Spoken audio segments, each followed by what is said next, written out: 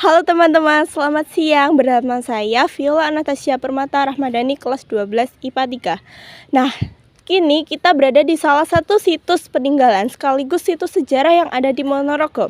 Sebuah peninggalan yang belum tuntas sejarahnya walau hingga sekarang saat ini. Penasaran apa saja yang akan saya bawakan dalam video kali ini? Ikuti terus keseruan saya di video ini. Sekarang ini kita berada di perjalanan menuju situs tersebut. Bisa dilihat di sebelah kiri saya terdapat waduk yang cukup luas. Biasanya waduk ini digunakan untuk warga sekitar memancing. Sebelah kanan saya terdapat warung yang ada di sebelah waduk dari situs Sirah Keteng ini. Selain situsnya, terdapat museum yang berada di Desa Medingen ini. Museum ini digunakan untuk menyimpan benda-benda peninggalan yang ada di situs Sirah Keteng ini. Bisa dilihat, terdapat banyak sekali pintu-pintu dan ruangan-ruangan yang ada di museum. Walaupun kecil dan tertutup, tetapi museum ini sebelumnya bisa digunakan untuk menyimpan peninggalan-peninggalan dari sejarah. Sirah Keteng berada di Desa Medingen, Kecamatan Sambet, Kabupaten Ponorogo. Situs ini pertama kali ditemukan di Tanah Amblas yang ada di sebelah selatan Urung-Urung atau Beji Sirah Keteng. Dari cerita nenek moyang masyarakat sekitar, tanah yang sekarang hanya ada tanaman bunga dan bambu itu dari dulu tidak bisa ditimbun. Kalau bisa, pasti dari dulu sudah ditimbun dan bisa digunakan untuk lapangan.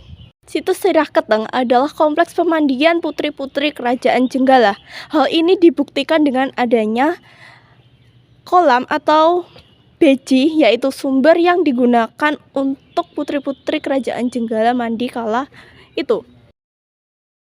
Lihat, saat ini adalah beji atau sumber yang digunakan untuk pemandian di Sirah Keteng ini.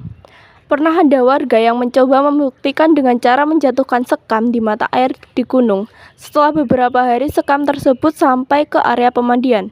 Selain itu, burung-burung di dekat pemandian juga mempunyai ciri khas berupa batu bata yang lebar dan luas, berbeda dengan batu bata zaman sekarang. Selain pemandian yang digunakan oleh putri-putri Kerajaan Jenggala, di situs Sirah Keteng ini juga terdapat arca atau patung batu raksasa yang berbentuk seperti kepala. Konon katanya, arca ini adalah peninggalan dari kerajaan Hindu. Sementara itu, terdapat prasasti yang menandakan atau sebagai petunjuk sejarah besar Nusantara yang sekarang keberadaannya ada di Museum Nasional yang berada di Jakarta. Sesuai dengan pembacaan prasasti saat itu oleh Louis Carrel Damais, seorang sejarawan yang berkebangsaan Prancis pada tahun 1126 Saka atau 1204 Masehi, bahwa masyarakat Desa Marjaya mendapat hadiah berupa tanah Kamardikan, tanah merdeka, yang merupakan pemberian dari Maharaja Srijaya Dikwijaya Sastra Prabu. Karena masyarakat Desa Marjaya dianggap telah berjasa pada masa pemerintah Kerajaan Panjalu dari Kediri. Masyarakat Desa Marjaya itu sekarang lebih dikenal dengan Desa Medingen atau masyarakat Medingen. Maharaja Srijaya Dikwijaya Sastra Prabu sendiri adalah seorang raja wilayah otonom yang terletak di wilayah Madiun dan Ponorogo, Jawa Timur. Dan beliau adalah keturunan Teguh Dharmawangsa. Sampai saat ini belum ada kesimpulan yang pasti siapa sebenarnya sosok Srijaya Dikwijaya Sastra Prabu ini. Apakah beliau seorang maharaja atau penguasa di wilayah Wengker dan sekitarnya, atau beliau adalah raja kedua Panjalu Kediri yang merupakan pengganti dari Sri Samarawijaya. Oke. Bismillahirrahmanirrahim. Assalamualaikum warahmatullahi wabarakatuh. Waalaikumsalam warahmatullahi wabarakatuh. Selamat datang adik adik sini.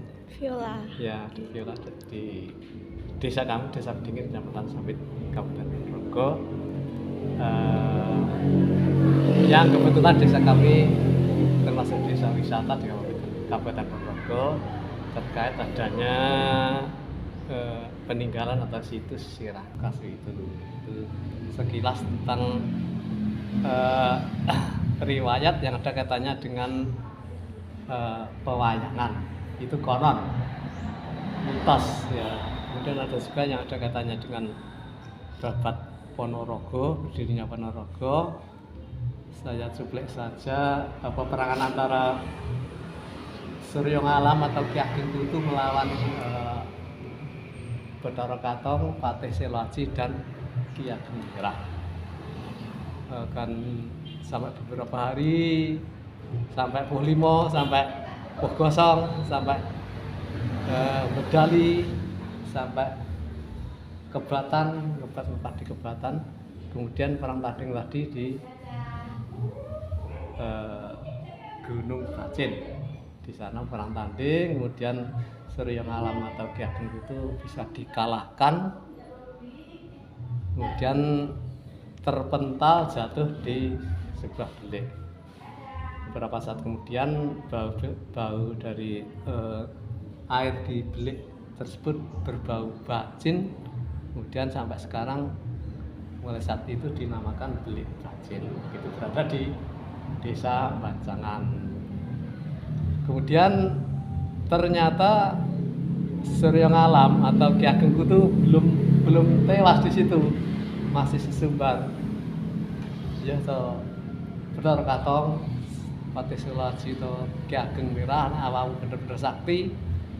Jajal tututono kitern aku dan lari mengarah ke selatan ke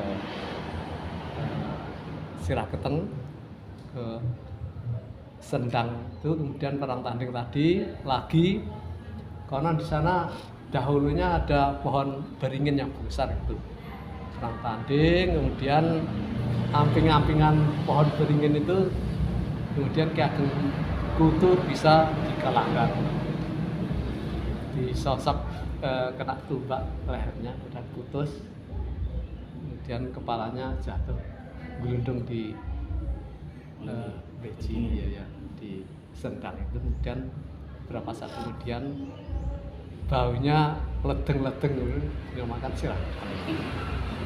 Ternyata Ki Ageng Kutu itu meskipun kepalanya sudah terpotong, itu gembungnya masih bisa lari ya, masih lari ke arah ke desa Tatung ya, ke Tatung, ke Dloko, ke Gunung Dloko. Gunung Dloko itu beradanya di desa Tatung, Kecamatan Balong. Ternyata di sana masih menyatu lagi antara gembung dan kepala. Ceritanya begitu, kalau cerita berdasarkan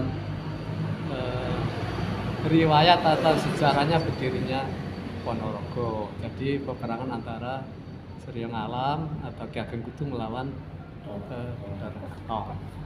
Itu cerita mitos atau kenyataannya belum bisa di kepastiannya belum belum tentu kebenarannya.